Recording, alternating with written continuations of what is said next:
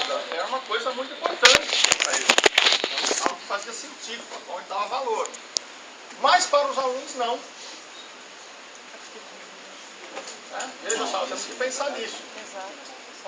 Que sentido faz a educação física na escola nos dias de hoje? Para uma geração como a de vocês, que já nasceu num mundo muito diferente da geração dos professores de vocês. Um mundo com um monte de automóvel, de computador, de shopping center, de videogame. Eu jogava futebol na rua, na cidade de São Paulo, quando eu era criança. Num bairro que hoje é quase praticamente zona central, centro ampliado, uns anos atrás eu passei lá, nem pensar, nem pensar em jogar bola na rua de São Paulo. Hoje as crianças tomam contato pelo esporte, com o esporte pela televisão. Então, para que nós temos pensado em educação física, como um todo, com que finalidades mais gerais? Então fala-se, saúde. Saúde. Isso é um projeto lá da Unesp de Bauru, que trabalha com hipertensos. Temos pensado, está no lugar errado, mas pode ser. Temos pensado em beleza, ou em estética corporal, vamos dizer assim. Essa é uma capa, qualquer revista dessas que vocês põem nas bancas é sempre igual, A mulher sempre nessa pose, que é para realçar a curva dos quadris, Lá em cima lá, ginástica, escrito lá ginástica, aqui está escrito dieta,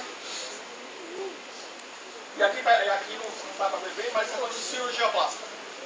Então, dieta, alimentar, exercício físico e cirurgia plástica. Sempre esse trio que é colocado, especialmente para as mulheres, mas também cada vez mais para os homens, para alcançar um certo padrão de beleza, que é muito difícil de ser alcançado e que provavelmente irá mudar.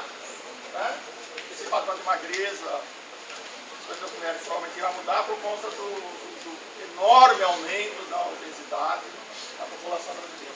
Temos pensado também em educação física para desenvolvimento corporal e motor, correto? Especialmente para as crianças e jovens. Temos pensado como lazer, ou seja, dar às pessoas um instrumental, corporal, de conhecimento, para que elas possam usufruir do jogo, do esporte, da dança, da ginástica, do exercício físico na sua vida, no seu tempo livre. Educação física é especificamente associada com esporte. Ensinar esporte, tanto para o lazer como para a formação de atletas. Esse é um discurso que está retornando com bastante força nas mídias por causa dos Jogos Olímpicos no Brasil em 2016. E é um dos poucos momentos que se fala de educação física na televisão, É quando tem esses grandes eventos esportivos. Aí lembra, a educação física é importante para formar atleta, tudo na televisão. Bom, até aí não tem nada de novo, eu disse. E talvez eu não apresente exatamente nada de novo para vocês. E aí, o que eu vou fazer é o que nos disse o literato francês Marcel Proust. Nem sempre precisamos procurar coisas novas na paisagem, mas olhar a paisagem com outros olhos. É isso que eu vou propor aqui. Vamos olhar essas mesmas coisas com outros olhos, à luz dos nossos tempos. Então, a saúde. Quando a gente fala em saúde, a gente, talvez até sem muita consciência, sempre imagina uma coisa assim, Pessoas jovens, saudáveis, bonitas, correndo num lugar arborizado, com roupa adequada. Essa é um pouco a concepção de saúde na educação física. Uma saúde que é fundada na individualidade, nos indivíduos, que depende dos indivíduos. E aí, se depende do indivíduo, supõe-se que o indivíduo tem certos pré-requisitos para poder usufruir do exercício físico como saúde. Mas nós vivemos num mundo com crescente poluição, por exemplo. Então eu vou lá em São Paulo fazer caminhada e vou inspirar mais monóxido de carbono dos automóveis. Eu vou caminhar nas ruas de Cuiabá e uma coisa que eu reparei é que um monte dessas avenidas enormes aí não tem calçada. Seria um lugar excelente, né? Não tem calçada. Eu vou tropeçar, vou torcer o tornozelo, né? Em algumas cidades eu ainda posso ser assaltado, né? Como eu já fui, numa cidade, numa capital brasileira, caminhando na praia. Então temos que pensar a saúde não em termos individuais, mas em termos de saúde coletiva. Quer dizer, existem coisas do contexto do meio que têm que ser tratadas como questão de política pública. Alô? Beleza. Vou para a minha garganta. Dá para ouvir? Temos que pensar que a educação física está inserida no âmbito de uma política pública que se relaciona com várias outras políticas públicas. Por exemplo, planejamento urbano. Se você faz as cidades todas destinadas para a circulação de veículos, onde ficam os espaços para as pessoas caminharem ou para andarem de bicicleta? Veja que interessante, andar de bicicleta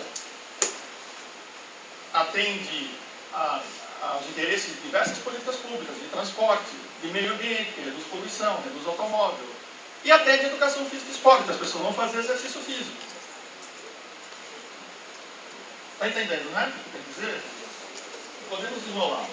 E outra coisa que sempre me intrigou, desde a primeira vez que eu vim para Cuiabá, mas também quando fui para Porto Velho, para Tocantins, assim, é o calor, né? O sol.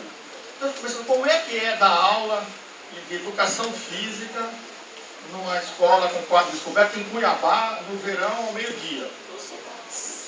Não é a mesma coisa que São Paulo.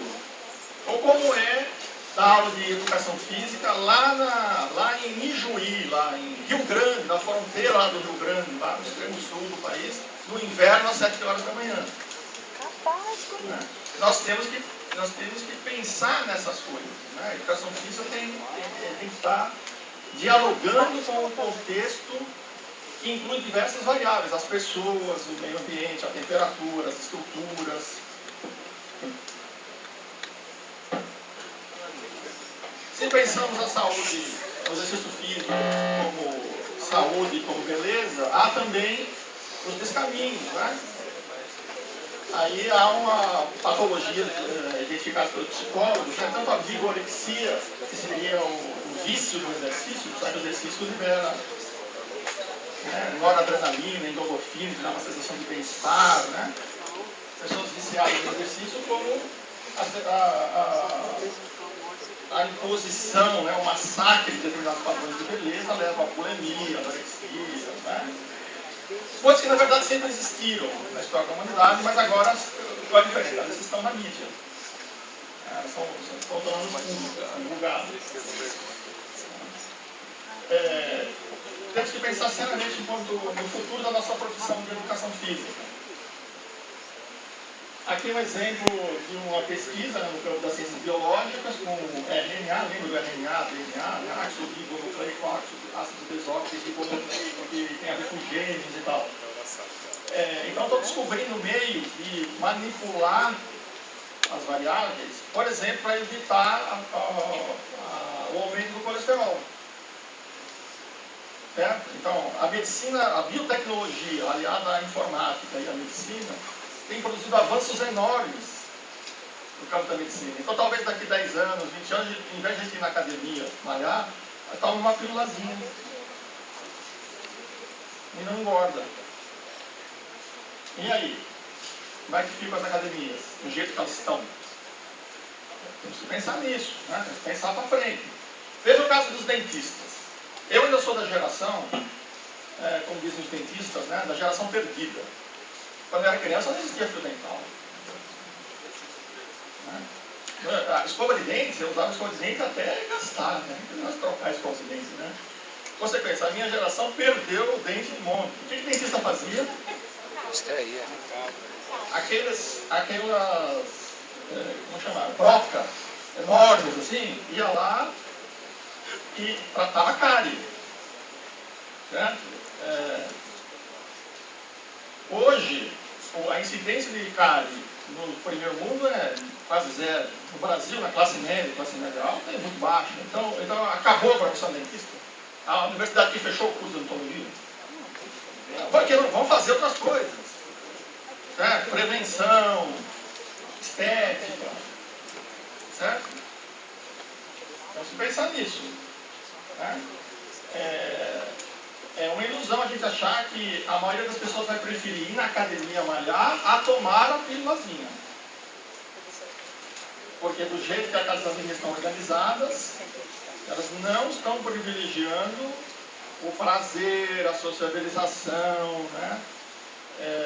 Algo que seduza as pessoas, né? O que se usa muito é uma pedagogia do medo. Você não virar exercício físico, você vai morrer, hein? Né? Você vai ficar hipertenso, você vai morrer. E todavia, a expectativa média de vida do brasileiro só aumenta.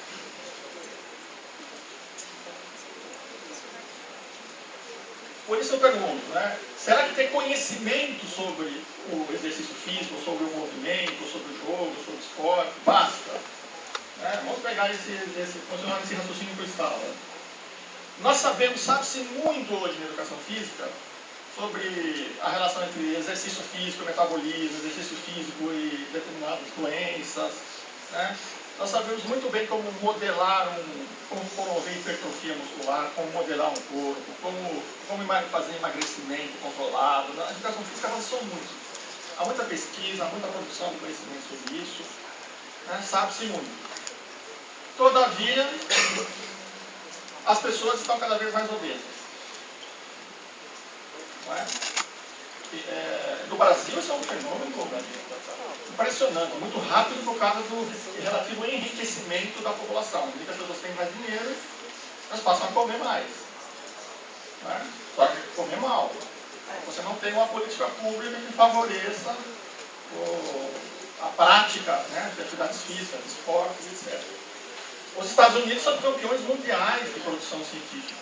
É imbatível. O sistema universitário norte-americano é imbatível. Tanto que um monte de brasileiro vai estudar lá. Ele tem produção sobre exercício físico e saúde de toneladas. E todavia a população americana é extremamente obesa. O que eu quero dizer com isso? Que só esse conhecimento não basta. É preciso uma pedagogia que seduza as pessoas para fazer atividade física. Né? E que a maneira que ela começou é preciso uma pedagogia que segure, né? Que garanta a aderência, que ela não desista. Há pesquisas sobre academias que mostram que 60% dos usuários de academias desistem com 3 meses de prática.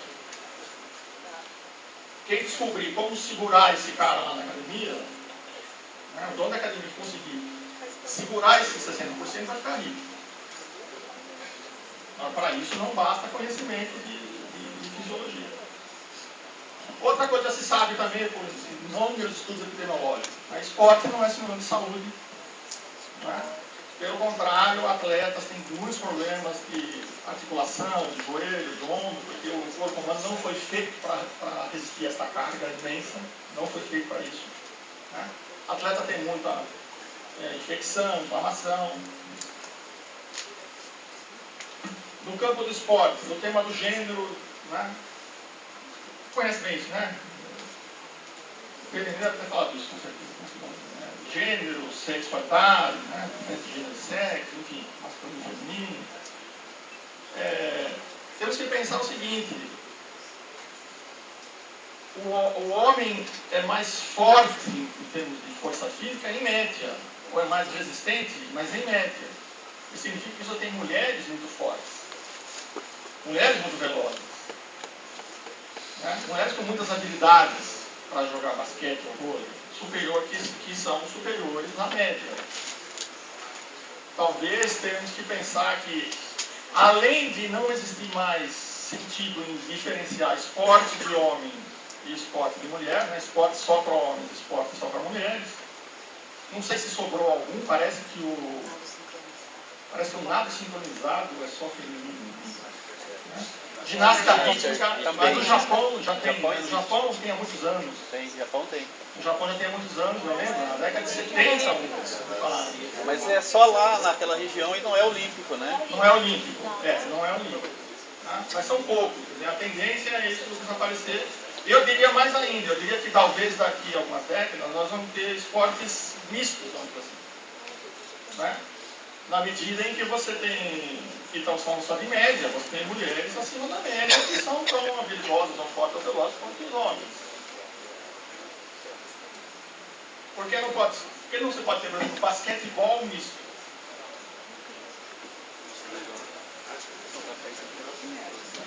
Tênis, né? Bom, desenvolvimento corporal e motor. Tudo bem, ninguém vai negar que fazer atividade física, exercício, jogar, brincar, dançar, nadar, promove desenvolvimento corporal e motor. Isso nós da educação conhecemos bem, conhecemos bem. O que falta é entender que tem que ter um significado para o sujeito. Vamos lembrar do Barth, do Milhouse e do professor Johnson. Subir corda não fazia sentido para a cultura daqueles meninos. Talvez fizesse sentido numa outra cultura, num outro contexto. E esses meninos estão fazendo o quê? Parado de mão ou plantando bananeira? E esses meninos aqui estão fazendo o quê? A gente olha e fala, capoeira. Capoeira, porque nós somos especialistas, nós somos da área. E quem não conhece a capoeira diria o quê? Estão brincando de chutar, passar a perna por cima do goleirinho que é abaixo. Para nós, essa representação é capoeira. Né? Então, de certa forma é capoeira. Não é? Porque não é fazer de um jeito qualquer, é de um jeito que vem de uma história, de uma prática corporal chamada capoeira. E aqui a Sofia, a mistura de Mato Grossense com paulista, é minha filha, né? Com 1 ano ela descobriu a bola de basquete. Uma festa de aniversário, esses salões, né? E tinha lá uma bola de basquete e uma cesta, que na verdade os marmanjos brincarem, né? Aliás, os marmanjos que se divertem muito mais nessas festas, né? Do que as crianças. Um monte de jogos, um monte de adulto brincando lá no joguinho. Mas ela descobriu, ela nunca tinha visto uma bola de basquete. Já tinha outras bolas, né? Para uma criança de 1 ano. Nem imaginava que ela conseguiria segurar a bola de 1 ano. E com 1 ano segurar uma bola de basquete, que era de 6 grande, ela corria com a bola na mão. E ele jogava a bola e saía correndo atrás e ria, e se divertia. Ela ficou fascinada pela bola. Né? Aí eu diria, Sofia viveu aqui sua iniciação esportiva no basquete. Ela está sendo iniciada no basquete. Ou ela está brincando com a bola? Bom, nós podemos dizer, nenhuma das duas coisas está errada. Ou ambas estão certas, porque ela está brincando. Para ela aquilo é uma brincadeira, ela não sabe o que é basquete. Basquete é uma coisa da cultura. Tem um nome, tem regras, tem técnica, tem um jeito de jogar com a bola. Não é qualquer dia, você não pode pegar a bola de basquete e sair correndo. A regra oficial. Né?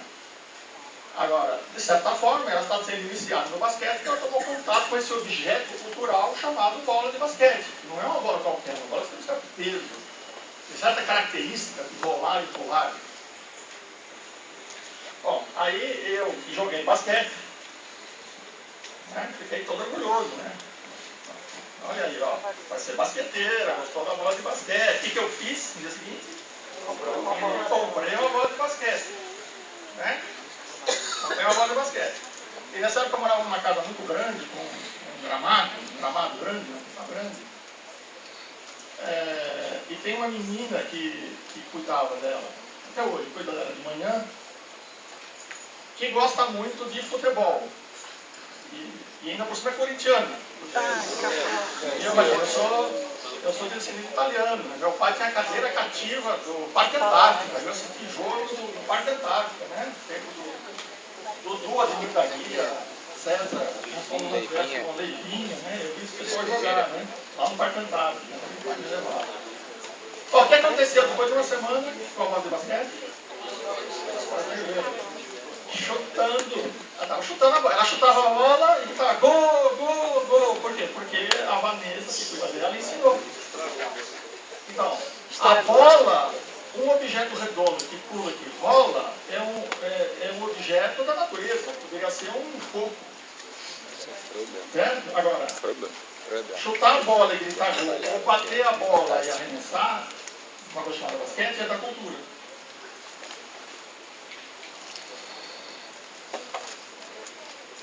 E aí nós temos as culturas juvenis, como um dado novo, importante no mundo de hoje, que é a cultura juvenil é um verdadeiro motor de produção de novas práticas corporais. A cidade de São Paulo, por exemplo, é um exemplo impressionante. Né, de como os jovens inventam, a última que inventaram lá, depois acabou até virando um esporte, ou porque viram isso no meu pai que trouxeram. São Paulo tem muita casa com corrente no portão da garagem, né? E se equilibrar. Eu vi isso em Nada Brincando disso em São Paulo muitos anos atrás. Né?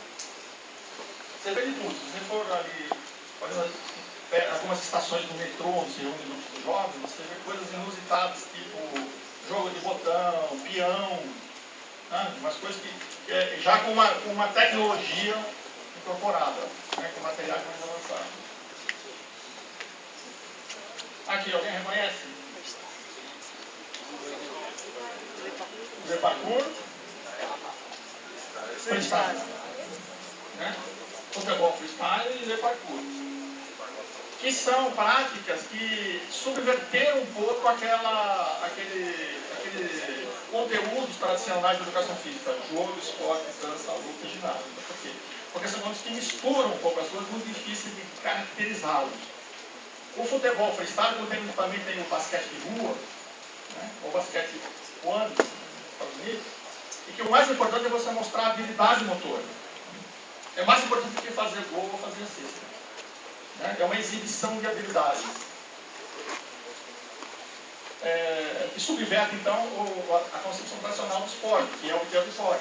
Não é que não se tem que obter a vitória, mas a exibição de habilidades, né? Você fazer malabarismo com a bola, é que é o barato, que é o legal. Só que acaba virando esporte, né? Como diversas práticas corporais, elas surgem como uma prática lúdica e acaba virando esporte. Aqui na direita, você já atrás dá para perceber uma mesa onde você tem juízes, né? Que estão avaliando as habilidades. Mas elas surgem como práticas lúdicas, com uma dinâmica corporal, cultural entre os jovens. Como foi com o surf, como foi com o skate. E o parkour é um esporte, vamos dizer, um esporte urbano, uma coisa interessantíssima, porque além de misturar elementos do esporte, da ginástica, da luta, né? Eu tive uma entrevista com praticantes de que o rolamento eles fazem do judô. Né? E é um modo dos jovens se reapropriarem dos espaços urbanos, que estão degradados, abandonados. Né? Eu não sei aqui como é que está o centro do Cuiabá, a parte mais antiga, mas para São Paulo é uma tristeza. Né? Eu, quando jovem, ia ao centro de São Paulo, né, que o comércio era lá e tal, é um lugar totalmente degradado, sujo, abandonado. Né? Esse é um modo dos jovens se reapropriarem do espaço. É uma coisa interessantíssima, né? Prestem atenção nisso. Tem em francês, né, significa percurso. Os professores de educação física reclamam muito que os alunos estão desinteressados nas aulas, não querem saber de nada, não bando de preguiçoso, não querem saber de nada, querem ficar sentados. Mas os jovens não têm preguiça de jogar videogame, inclusive de esporte. Né? Muitos videogames são de esporte, futebol, basquete. Esse é um videogame de skate. Alguém aficionado aqui de videogame? Esse daqui eu não sei se são atuais, porque as coisas mudam tanto. Né? Esse é de futebol de rua. Então veja, o videogame, assim como foi no passado a televisão, né? Veja, Foi, não é, né? Eu, não sei você, na iniciação do futebol, foi jogando bola na rua, em São Paulo. Né? Escola de manhã, jogar bola na rua, à tarde, a mãe chamava para tomar banho. Eu não nasci com a televisão ao vivo, com transmissão de futebol ao vivo. E a transmissão de futebol de Copa do Mundo ao vivo no Brasil, você sabe quando foi? Em São Paulo também, em 1970. Mas era videotape, né? Tinha que botar o filme no avião, né? Aí iam pegar lá no aeroporto para passar o videotape para a gente assistir em casa, né? Meus filhos já nasceram com a televisão em casa. A nova geração agora tem a internet, o computador, o videogame. Né? Então, esse é um modo de socialização do esporte. Então, a prática, a assistência televisiva e o videogame são modelos de socialização que se associam no mundo de hoje. Nós não podemos dizer que, então, isso não é educação física. Isso não tem nada a ver com educação física, porque é sedentário. Não, ó, é uma iniciação, né, uma relação com a cultura esportiva. Temos agora essa nova geração, né? Primeiro foi o tapetinho, né? Que passa a exigir movimentos corporais, né? Para realizar, não sei se ainda está na moda. Né? Em São Paulo tem muito na moda, está de moda. Temos o Wii agora, né? Que faz os movimentos. Prometia ser uma grande promessa em termos de exercitação física, de gasto de calorias. Acho que é complicado isso, né? Você pensa as coisas assim em termos de numéricos, né? Não, vai fazer um movimento, vou jogar tênis, vou fazer movimentos. As crianças não vão mais ficar paradas, vão fazer movimento. Aí eu ouvi uma história muito engraçada de uma orientanda que tem sobrinhas de 6, 7 anos, que compraram, logo que saiu, né, o de tênis. Aí um dia ela foi jogar com a sobrinha. Era professora de educação física. Jogar tênis. Bom, o que é o professor de educação? Como é que a gente acha que joga tênis? Nossa, de educação física. Você joga assim, né? Você corre para cá, você corre para lá, né? Você dá o saque, né? E ela começou a jogar assim com a sobrinha, né? Com o controle na mão e fazendo o movimento como se estivesse jogando tênis. Que a menina deu risada. Assim, tia, para que você está fazendo isso? É só fazer assim, né? Por quê? Porque as crianças estabelecem uma relação com esse equipamento a partir do seu próprio modo de ser.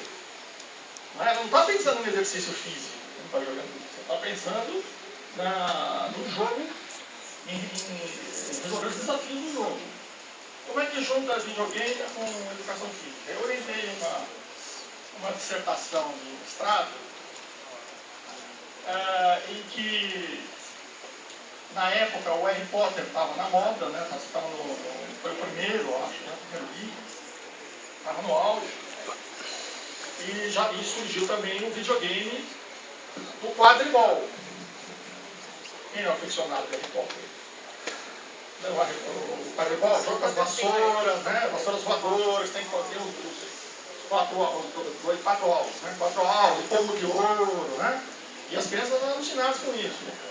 O que esse meu orientador fez? Ele fez numa escola particular de alta burguesia em São Paulo e numa escola pública da rede estadual. Ele levou o videogame e o filme, né?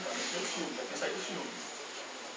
E os alunos assistiram os trechos dos filmes que apareceu o quadribol e jogaram o videogame.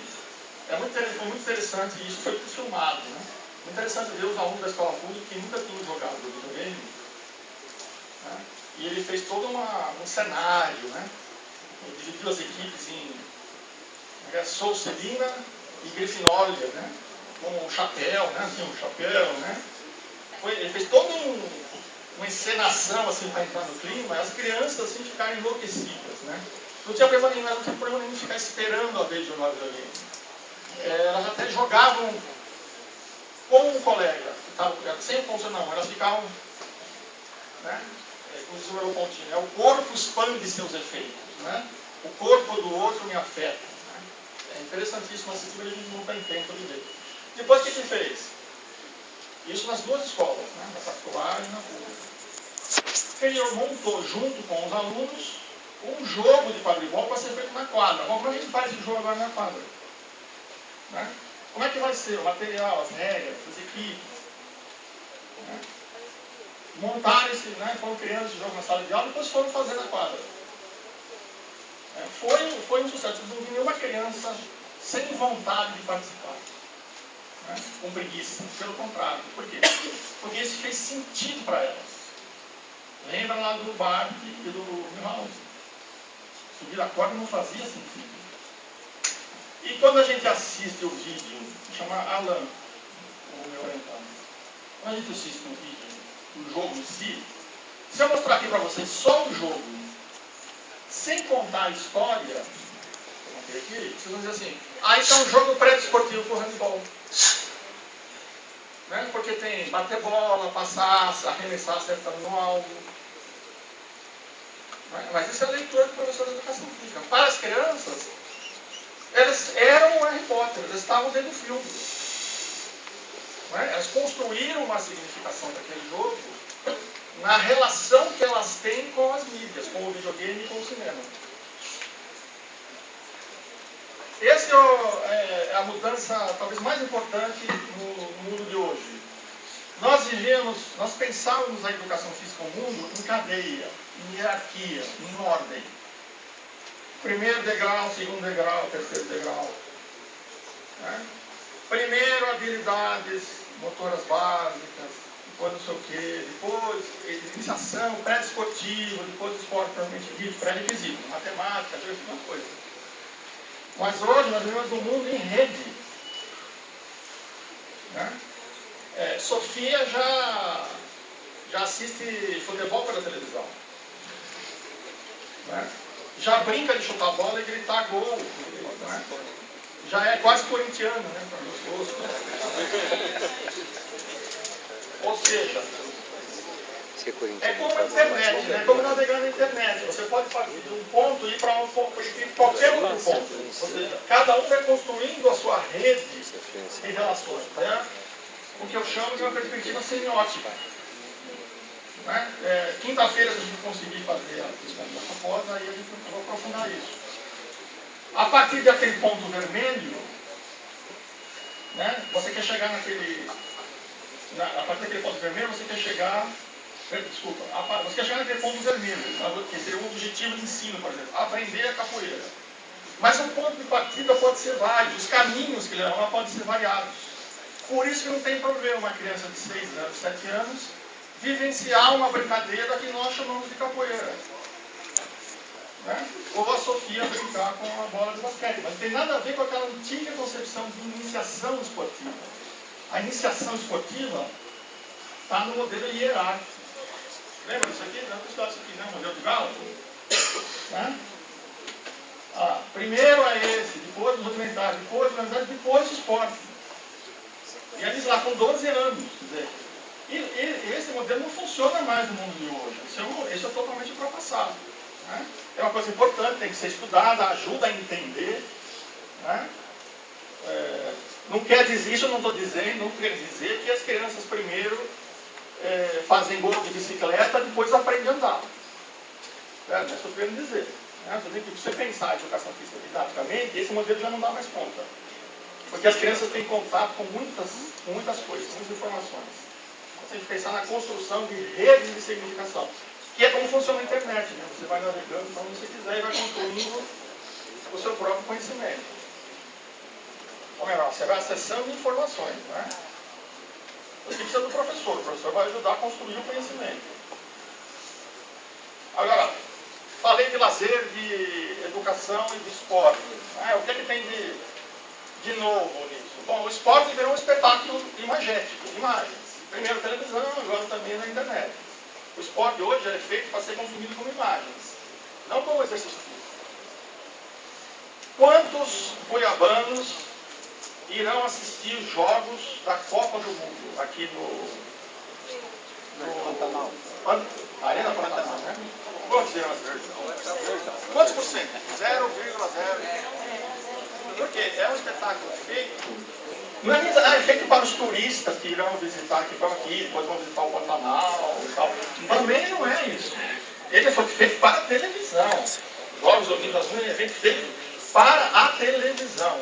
A gente tem que ter claro. Ele não foi feito também para incentivar a prática do esporte. Assim, então vai aumentar a prática esportiva no Brasil por causa dos Jogos Olímpicos. Não. Não existe relação de causa e efeito. Você pode aproveitar um momento para construir uma política pública, né, já que as pessoas vão estar ligadas, que leve, né, a prática, vai ter que permanecer na prática. Já detectou isso, inclusive numericamente no Bauru, a gente tem lá um equipamento de ginástica artística até razoável, né, e tinha uma escolinha, né. A professora aposentou, não sei se continua, tinha uma escolinha lá para crianças. Ela notava o seguinte: quando tinha Jogos Pan-Americanos, né, quando tinha algum atleta brasileiro, tipo Daiane dos Santos, que aparecia, enchia de crianças. Daqui umas semanas, saíam todas. Porque você não tinha uma pedagogia para aderência, né, para garantir a permanência. E você imaginar, as crianças foram lá seduzidas pelas imagens, aquela beleza, é belíssimo. Né? Você vê ginástica artística, qualquer modalidade hoje televisionada, as técnicas, né, televisivas tornam aqui um espetáculo grandioso, muito bonito de ver. Né? Elas vão seduzidas pela estética. Agora, a vivência é outra coisa. Né? Aí é outra história. Tem que ter uma pedagogia adequada. Isso eu já escrevi lá no meu livro, né? Dissertação, do tempo da dissertação de mestrado, do tempo que nós conhecemos lá na USP, né? O modelo piramidal, né? Está na política do governo militar, da década de 70, né? Vocês constroem uma base na educação física, um passo intermediário no esporte de massa, vamos chamar, o esporte de lazer, para formar os atletas no esporte de espetáculo. Então, o que acontece com esse modelo? Ele é esculpente, isso é uma pirâmide, né? Vai diminuindo o número de pessoas. E para onde vão essas pessoas que pularam fora? Não foram para a etapa seguinte. Onde elas estão? Elas desaparecem. Para essa política pública aí, as pessoas não interessam. Só interessam as que têm o potencial para ser atletas. Isso foi uma tentativa, né? Na verdade, isso nunca chegou a ser implementado de fato. Né? Porque não havia recurso humano nem financeiro para implementar isso. Também não formamos, o Brasil não se tornou uma potência olímpica, porque o governo militar desejou isso na década de 70 e 80. E aí eu propus, né, com base, evidentemente, em outros autores também, um modelo de subsistemas. Né, um novo jeito de ver essa relação, um jeito de piramidal, de hierarquia, de dependência, ver como subsistemas autônomos. Então, cada um tem seus objetivos próprios, mas tem uma relação entre eles. Então, educação física escolar forma atleta? Bom, pode formar eventualmente, né? Como pode formar? Como é que alguém ganha um prêmio Nobel de literatura se não aprendeu a ler e escrever? É a mesma coisa. Não pode, mas não é esse o objetivo. Ninguém vai ensinar língua portuguesa na escola porque quer que o Brasil ganhe um prêmio Nobel de literatura. Mas não vai ganhar prêmio Nobel se as pessoas não souberem ler e escrever e gostarem de ler e escrever. As pessoas podem aprender esportes e para usar no seu tempo livre, para usufruir de esportes no seu tempo livre. Eu não queria ser atleta, mas não fui. Bom, mas eu posso usar aquilo que eu aprendi, né, para jogar, para dançar, para nadar, para dançar capoeira no meu tempo livre. E aí, gente, a coisa complicada nós vamos ver no Brasil, né? Já estamos vivendo, né? Uma série de iniciativas do Ministério do Esporte que está avançando na escola, né? Às vezes até via o Ministério da Educação com o dinheiro do Ministério do Esporte, que é o impacto aí dos Jogos Olímpicos. Bom, fala-se muito, como eu disse, é o único momento que a televisão fala da educação física na escola. A educação física, tem que formar os atletas, todo mundo vai ganhar medalhas se não tiver uma boa educação física. Bom, temos que tomar cuidado com esse discurso. Há várias maneiras de criticar esse discurso, então é uma coisa bem óbvia. 302 medalhas de ouro foram distribuídas nos Jogos Olímpicos de Londres. Estou contando por modalidade, né? Certo? Estou contando assim, futebol são 22 medalhas. Não, futebol é um. Certo? Vamos transformar a medalha numa pizza. Né? Uma pizza de mussarela com passar assim, um requeijão em cima. Né? Vamos fatiar a pizza. Quais modalidades ficam com as maiores fatias de medalhas? Natação. O esporte da luta. Natação. 34 medalhas.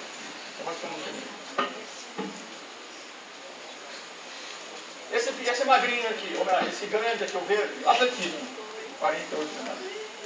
Tem natação e atletismo nas nossas escolas? Tem natação e atletismo nas nossas escolas? Não. Eu fiz atletismo na escola pública em São Paulo na década de 70. Eu fiz atletismo, um professor que dava atletismo. Arremesso de pesos com paralelepípedo.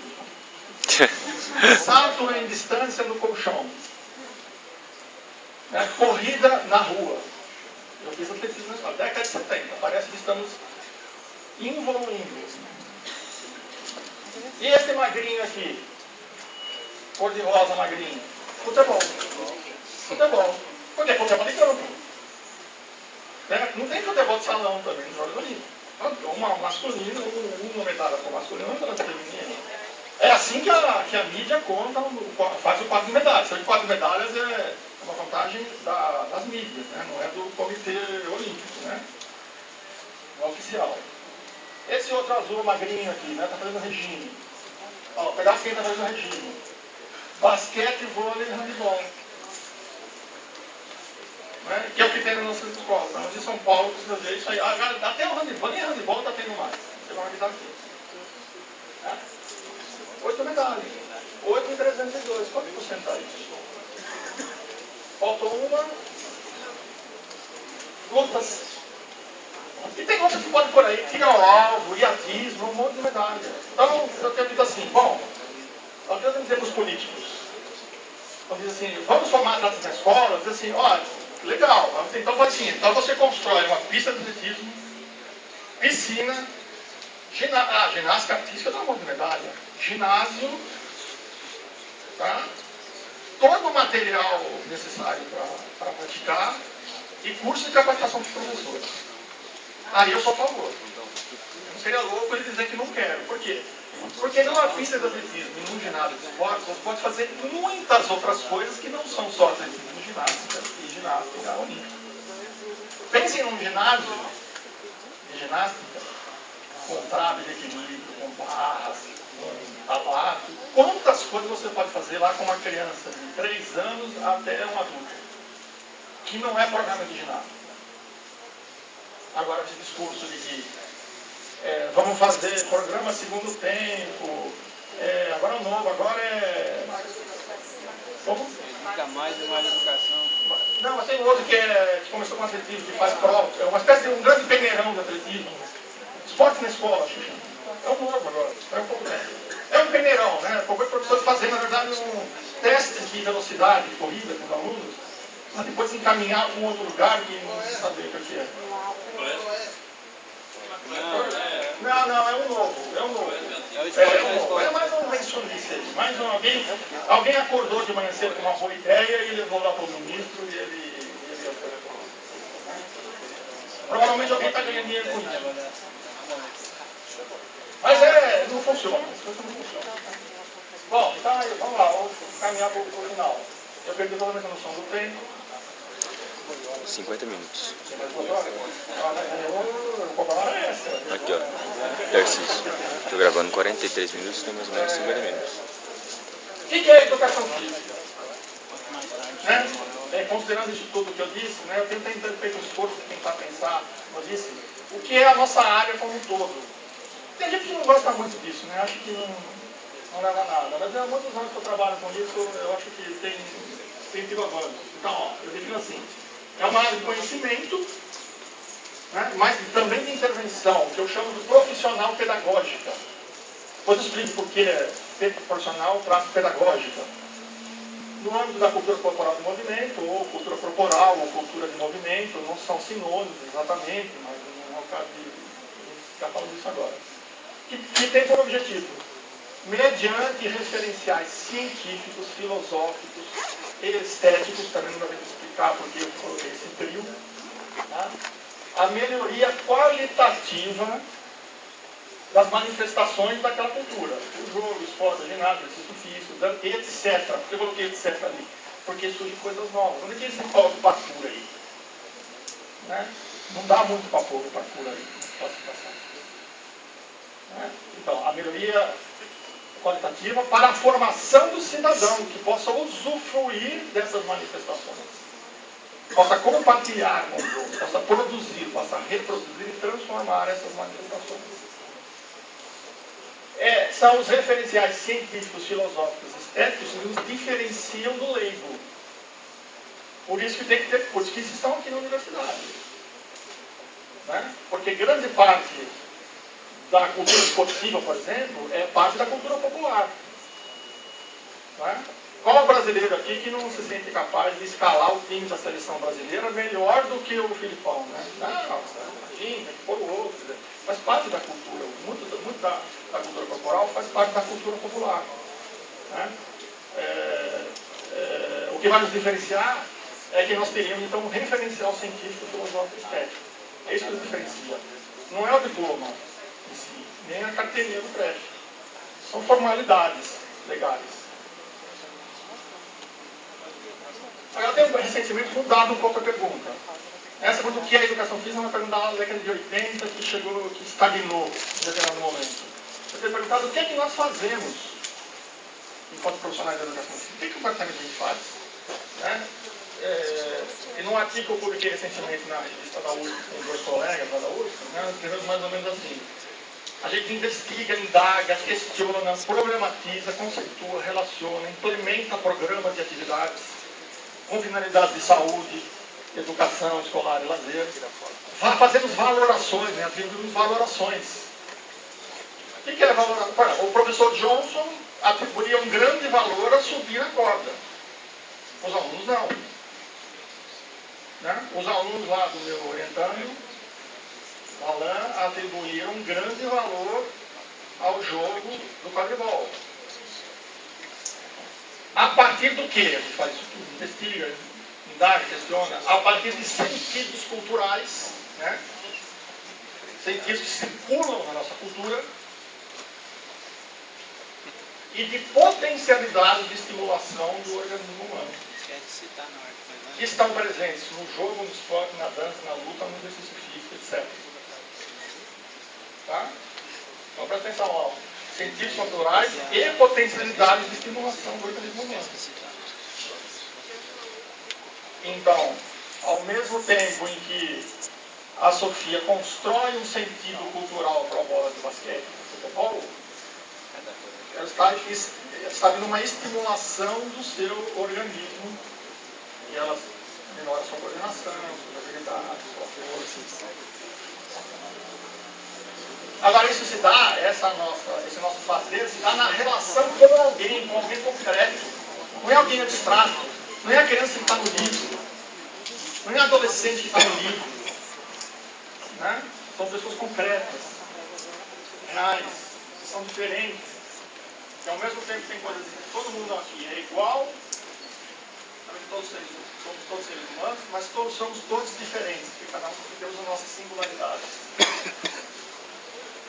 E buscando produzir aprendizagem. Essa é a integridade da educação.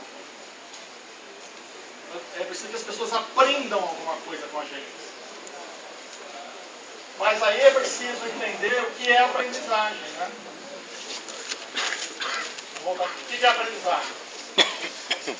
É um processo de aquisição de conceitos e modificação de conduta. Por isso que a pedagogia do medo, muito recorrente na educação física, na área de saúde, diz assim, se você não fizer atividade física, você vai morrer. Não funciona. Porque os estudos mostram que, estatisticamente, quem faz mais atividade física tem menor chance de ter não sei o que, não sei o que. Isso é conhecimento sobre. Né? Então está fazendo assim. Não, falando que o médico falou isso. Você está concordando? Não, ela está dizendo que o médico fala e o pessoal acredita. Nós falamos. Não, mas é verdade. Né? Mas é verdade, de fato. Quer dizer, em média, o que eles não falam? Em média, quem faz tal coisa ou não faz tal coisa tem mais ou menor expectativa de vida. Mas isso é média. Certo? Daí isso dá amparo àquele. Já ouviram o seguinte argumento? Que se levanta muito com fumantes, né? Olha, fumar, dá câncer, morre mais cedo. Meu avô fumou a vida inteira, morreu com 102 anos. Por quê? Porque está certo e está errado, porque é média, né? É uma média. dizer, o avô com 102 anos entrou para compor a média, né? Mas tem alguém que fuma e vive muito também. Tem alguém que é obeso e vive muito. Porque é média. Tá? Então não adianta só apresentar informação, conceito. É preciso modificar a conduta. Não adianta dizer para a pessoa, tem que fazer atividade física, tem que fazer, senão você vai morrer, não sei o quê. Não, é preciso, aí voltamos naquela questão, é preciso ter uma pedagogia que convença, que seduza, que faça com que as pessoas permaneçam. Para isso você tem que atender, como é na relação concreta com alguém, você tem que atender as singularidades. Por exemplo, eu jamais pretendo fazer musculação nessas academias que tem aí. Eu entro naquela sala e me sinto mal, porque lá me lembra aparelhos de tortura da Idade Média. Sabe? É exatamente isso que me lembra. Né? Eu me recuso a fazer isso. Agora, eu faço hidroginástica, porque eu adoro água. Né? Eu adoro água. Por isso eu gosto de passar as férias no Mato Grosso, né? Cachoeira, rio, lago, né? As coisas não tem mais em São Paulo, porque tem, mas está tudo poluído, né? Não deixem poluir tudo aqui. Porque eu tenho uma relação com a atividade física que é diferente dele, que é diferente dela. E o modelo de academia que nós temos, ele pega uma média e propõe igual para todo mundo. E essa média é basicamente de jovens. A academia hoje ela está montada, ela está equivocadamente montada para jovens. E na verdade, o que é um baita erro, né? Um baita erro, porque primeiro que a população fica mais velha, o colega lembrou bem. Segundo que a partir das pessoas ficando mais velhas, elas têm mais poder aquisitivo, pode pagar mais. Né? Então, entenderam? As academias não conseguem modificar a conduta, tanto que as pessoas desistem. Eu vejo lá, eu faço hidroginástica há, sei lá, uns 25 anos. Passei por tudo quanto tipo de academia, de professor e ex-alunos. Né? É curioso, a maioria dos professores de ginástica foram meus alunos. E a gente vê claramente a diferença entre o professor que está atento à individualidade, né? Ele não faz igual para todo mundo, ele sabe o que tem. Você está grávida, você tem problema na coluna, você foi evocado, né? Você vem aqui, na verdade, é para relaxar, né? Para esquecer da reunião do departamento. Não vem aqui, não vou lá para gastar caloria, não vem aí, eu quero saber quantas calorias eu gastei. Eu vou lá para relaxar. O bom professor saca isso. E aí eu não desisto da aula, eu fico. Aí eu pago e fico. Né? Nem que eu sou aluno ideal da academia, né? Eu pago e não vou. Pago 3 vezes e vou todo mundo. Então aí, ó, o que é educação física escolar? Então, ó, voltando aqui, o que é educação física escolar? Disciplina que proporciona a apropriação crítica. O que é crítica? Exame dos critérios à luz da multidão dos valores. Depois eu posso explicar depois. Não é falar mal, né? A gente tem que entender o critério. Para formar o cidadão que possa usufruir, compartilhar, produzir.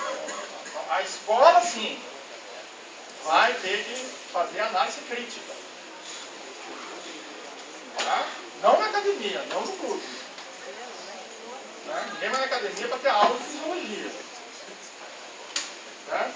Mas o profissional precisa conhecer o princípio da fisiologia, da psicologia, da didática, né? Para poder, da antropologia, inclusive, né? Para atender a singularidade daquele grupo, daquelas pessoas. Já vimos isso? E aí, né? Eu sempre costumo dizer que a educação física, né, não pode ser um discurso sobre. Os alunos na escola também não podem ir lá para ouvir um discurso sobre, né, mas é um discurso com, é com o movimento, com as experiências corporais, você ser capaz de compreender a cultura corporal do seu tempo. Você tem um horror de aula teórica na escola, aula teórica. São Paulo, isso é uma má interpretação do currículo, levamos a uma passada de aula que é aula teórica. História do basquetebol. Vamos primeiro contextualizar a história do basquete. Os alunos já ficam na sala de aula o dia inteiro. Né? Isso tem que ser feito lá na quadra, né? Vivendo as coisas corporalmente. Para que possa significar, né? Dar um significado inicial ou ressignificar as suas próprias experiências. Porque ninguém começa do zero. que eu tentei expressar nesse gráfico aqui. Isso é o discurso com a cultura.